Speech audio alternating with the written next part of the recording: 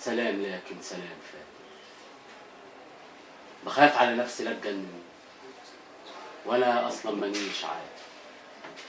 فتفس نفسي وسط الناس واروح عامل مشهد هزلي مش كامل ونتسامل.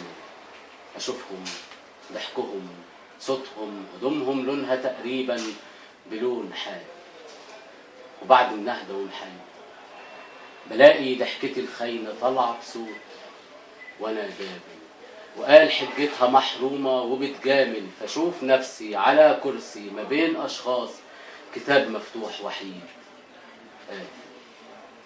وخايف صاحب ملوش صاحب، يزعل عمره ما يعاتب، ولو صدفة تقابله في يوم يحكي لك في اي كلام. عينيه تفضل تزوغ منك، تضحك ضحكة كدابة، مزيج مدهش ما بين الوان ما تفهمش ولا حاجة.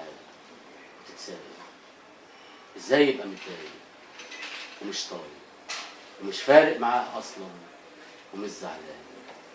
حبيبي